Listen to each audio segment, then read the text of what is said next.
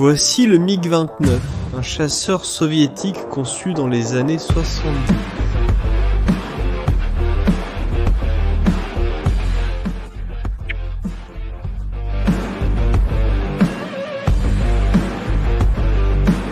Il a été conçu pour être rapide, agile et létal en combat aérien.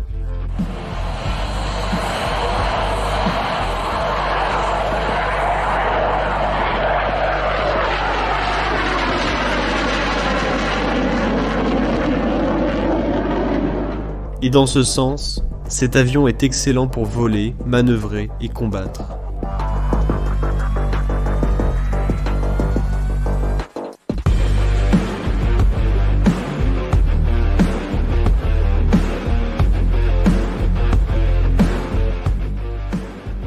Aujourd'hui, l'Ukraine utilise ces mêmes jets dans une guerre moderne. Sauf que maintenant, ils doivent faire quelque chose de complètement différent. Attaquer des cibles à longue distance, avec une précision chirurgicale. Mais...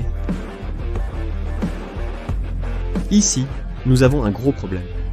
Ce jet a été fabriqué en 1980. Ces ordinateurs ne savent même pas ce qu'est le système de positionnement global.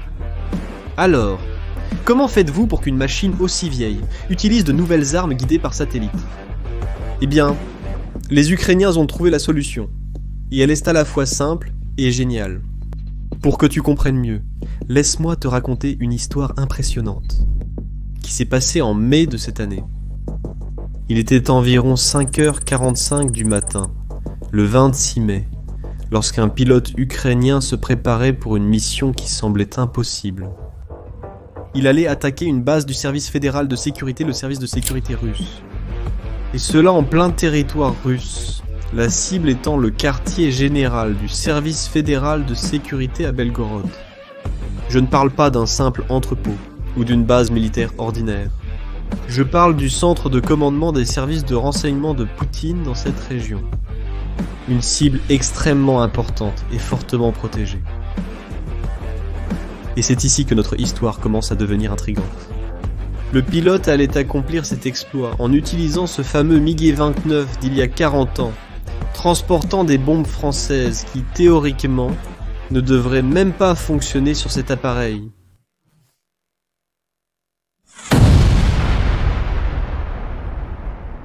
Elles ont fonctionné. Étrange, non?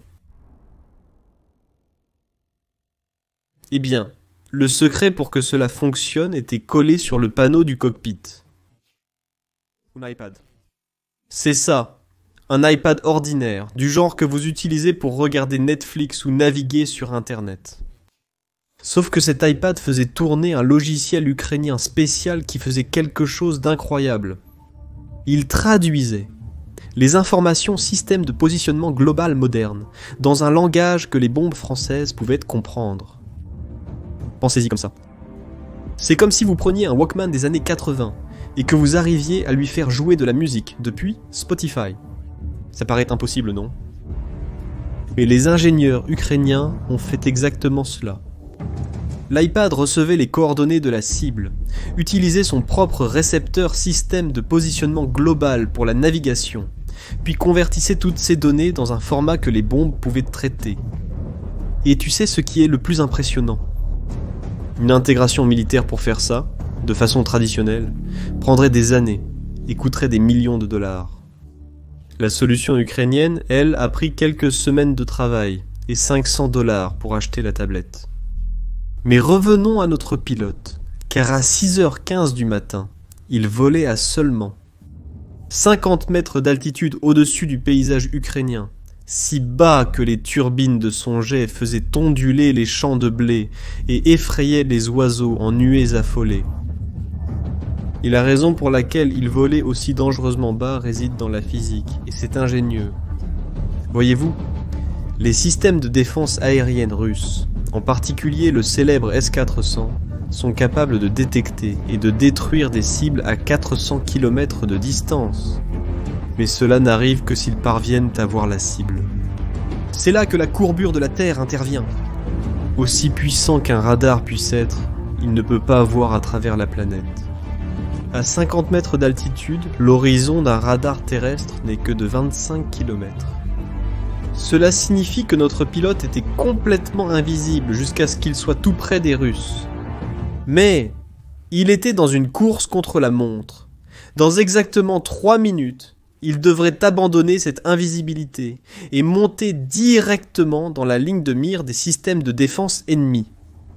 L'appareil transportait 2 bombes françaises, armement air-sol, modulaire Hammer de 250 kg chacune, mais appeler cela une bombe est presque injuste, car l'armement air-sol modulaire Hammer est en réalité un missile hybride. Laisse-moi t'expliquer la différence. Une bombe ordinaire tombe simplement.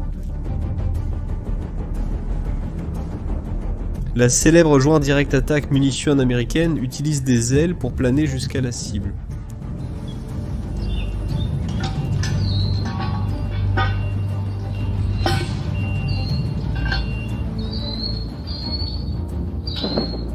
Quant à arme de surface à moyenne portée française, elle possède son propre moteur fusée, et cela fait toute la différence. Après son lancement, ce moteur s'allume et propulse la bombe à des vitesses proches du supersonique. Ce n'est pas simplement tomber avec style. C'est un vol motorisé qui étend la portée à plus de 70 km et donne assez d'énergie pour percer des cibles blindées. Chacune de ces bombes coûte plus cher que la maison de la plupart des gens et peut placer une explosion à travers une fenêtre précise à 70 km de distance. La précision est d'à peine 1 mètre. Cette bombe a été soigneusement choisie pour la mission ce matin-là. À 6h22, notre pilote est arrivé au point critique de la mission. Il a tiré fermement sur le manche et le MiG-29 a réagi instantanément, le nez montant à 45 degrés. Les forces G ont écrasé le pilote contre le siège, tandis que l'altimètre tournait de façon incontrôlable. 1000 mètres, 2000, 3000. Soudain, le récepteur d'alerte radar du cockpit a explosé dans un chaos électronique. Tous les systèmes de défense aérienne de l'ouest de la Russie venaient de détecter un chasseur ennemi montant directement dans leur zone de portée. Le système S-400 le plus proche, situé au sud-est de Belgorod, a commencé à illuminer le MiG avec son radar de contrôle de tir. En quelques secondes, le système de contrôle de tir aurait une solution de tir, mais le pilote avait un avantage, une surprise.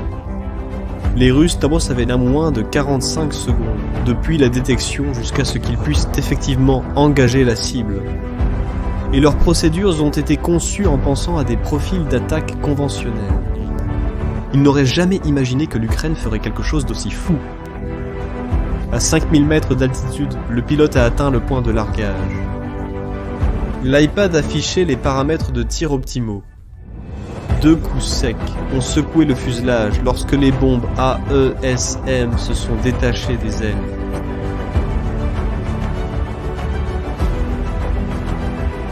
Immédiatement, il a basculé l'avion à l'envers et a tiré violemment, exécutant une manœuvre qui aurait impressionné même l'inventeur de cette technique pendant la Première Guerre mondiale.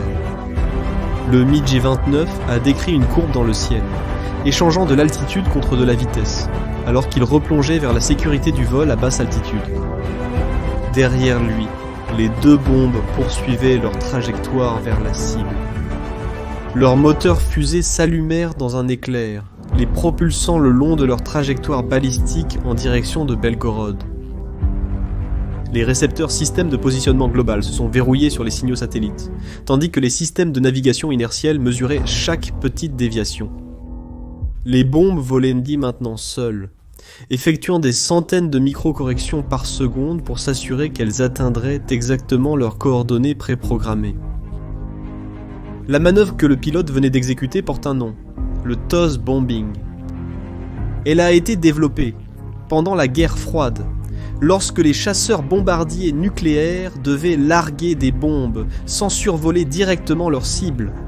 La physique est simple. Monter à un angle raide, larguer les bombes sur une trajectoire ascendante, puis s'échapper pendant que l'élan porte les armes jusqu'à la cible. Simple en théorie, insensé en pratique, surtout face aux défenses aériennes modernes. La réponse russe fut rapide, mais inutile. 2 missiles intercepteurs décollèrent de leur rampe de lancement, fonçant pour intercepter le MiG-29. mais le chasseur était déjà revenu à la hauteur des cimes des arbres, effectuant des manœuvres d'évitement tout en rentrant chez lui. Les intercepteurs conçus pour abattre des bombardiers volant à haute altitude ne pouvaient pas suivre une cible collée au sol. Ils sont passés inoffensivement au-dessus, leurs fusées de proximité ne trouvant rien d'autre que le ciel vide. Et voici le point crucial. Le S-400 avait une faiblesse fatale. Malgré toute sa sophistication, le système avait besoin d'environ 10 secondes, depuis la détection jusqu'à l'engagement, lorsqu'il traitait des cibles à basse altitude qui apparaissaient soudainement. D'abord, le radar de recherche devait détecter et classer la menace. Ensuite, le radar de contrôle de tir devait verrouiller et développer une solution de tir. Le missile lui-même avait besoin de 3 secondes entre la commande de lancement et le moment où il quittait le rail. Et il y avait encore le temps de vol jusqu'à la cible. Contre des bombardiers volant à haute altitude ou des missiles de croisière avec des trajectoires prévisibles, cette séquence fonctionnait parfaitement. Contre un chasseur effectuant une manœuvre de toss bombing, c'était catastrophiquement lent. Pire encore, le S-400 a été optimisé pour les avions et les missiles de grande taille, pas pour les petites bombes guidées. Les missiles intercepteurs sont des armes massives, conçues pour abattre des bombardiers, pas des instruments chirurgicaux pour intercepter des munitions de précision.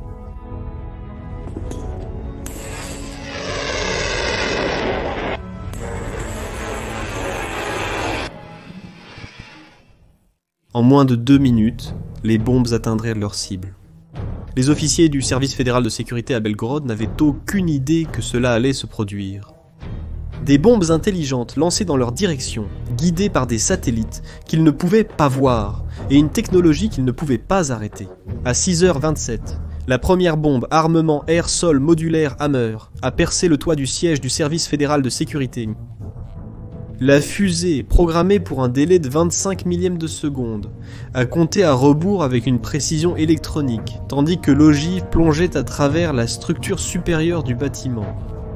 Lors de la détonation, ces 87 kg d'explosifs sont passés de l'état solide à l'état gazeux en quelques microsecondes. L'onde de choc s'est propagée à 8000 mètres par seconde, créant des surpressions supérieures à 200 livres par pouce carré suffisantes pour éliminer toute personne à l'intérieur du bâtiment. Mais la physique de la destruction ne faisait que commencer. L'explosion à l'intérieur de la structure fermée a créé un phénomène appelé surpression réfléchie. L'onde de choc a ricoché sur les murs et les sols restants, doublant et triplant sa puissance destructrice. Les fenêtres ne se sont pas seulement brisées, elles ont explosé vers l'extérieur dans une pluie de verre que l'on retrouverait plus tard, incrustée dans des bâtiments à 300 mètres de distance. Les meubles de bureau sont devenus des projectiles. Des dossiers remplis de documents classifiés ont été réduits en confettis métalliques. La deuxième bombe est arrivée 3/10 de seconde plus tard, frappant un point à 20 mètres du premier impact. À ce stade, l'intégrité structurelle du bâtiment était déjà compromise. Les murs porteurs avaient disparu et les colonnes de soutien étaient en morceaux. La deuxième explosion a trouvé une structure déjà au bord de l'effondrement et a porté le coup final. La destruction s'est propagée à travers la structure affaiblie comme une vague dévastatrice, provoquant ce que les ingénieurs appellent un effondrement progressif. Étage par étage, le siège du service fédéral de sécurité a commencé à se dévorer lui-même. L'effondrement du 4e étage sur le 3e a amplifié la destruction. Puis le 5e étage a rejoint la cascade. Chaque effondrement a ajouté de l'énergie cinétique à la catastrophe. En moins de 5 secondes, ce qui avait été un symbole de 5 étages de la sécurité d'État russe est devenu un tas fumant de décombres et de secrets. Cette attaque a une signification qui dépasse largement les dégâts matériels. Le service fédéral de sécurité n'est pas seulement un immeuble de bureaux, c'est le successeur direct du KGB soviétique et un pilier central du régime de Poutine. C'était la première attaque contre les services de renseignement russes depuis le début de la guerre. Plus important encore, cela s'est produit à Belgorod, en territoire russe. Les attaques à l'intérieur de la Russie ont une portée symbolique immense. Elles défient directement le récit russe selon lequel l'opération militaire spéciale est un conflit lointain et professionnel, sans coût pour les Russes ordinaires. Lorsque des sirènes d'alerte aérienne retentissent et que des immeubles explosent dans une grande ville russe, la guerre devient quelque chose d'incontestable et qui se passe près de chez soi. C'est une stratégie ukrainienne délibérée pour augmenter le coût de la guerre. Pour la Russie. En forçant Poutine à dépenser du capital politique et des ressources militaires pour défendre son propre territoire. Mais peut-être que l'aspect le plus fascinant de toute cette opération est ce qu'elle représente. Une nouvelle ère dans la guerre. Ce n'est plus une question de qui possède les armes les plus chères, mais de qui est le plus créatif et adaptable. L'Ukraine a pris un chasseur vieux de 40 ans, y a ajouté une tablette de 500 $ et des bombes françaises à 2 millions de $ chacune, et a créé une capacité qui défie l'un des systèmes de défense les plus sophistiqués du monde. Et le plus ironique dans tout cela, c'est que le S-400 lui-même est maintenant devenu une cible. Ces puissants radars sont comme des phares dans l'obscurité, transmettant leur position aux renseignements électroniques ukrainiens. La Russie est maintenant obligée d'utiliser des systèmes de défense à courte portée pour protéger le S-400 lui-même. En d'autres termes, le bouclier a besoin de son propre bouclier. Cette histoire impressionnante, qui s'est produite en mai 2025, montre que nous sommes entrés dans une nouvelle ère, l'ère de l'innovation asymétrique. En d'autres termes, de petites forces dotées de créativité et d'adaptabilité peuvent vaincre des systèmes plus grands et plus coûteux. Une ère où les logiciels et l'intelligence surpassent le matériel brut. L'avenir de la guerre n'appartient plus seulement aux superpuissances, avec les plus gros budgets. Il appartient à ceux qui peuvent innover plus rapidement, s'adapter mieux et penser différemment. Et tout cela a commencé avec un iPad collé sur le tableau de bord d'un MiG-29. Dis-moi maintenant dans les commentaires, à ton avis, qu'est-ce qui est le plus important dans la guerre moderne ?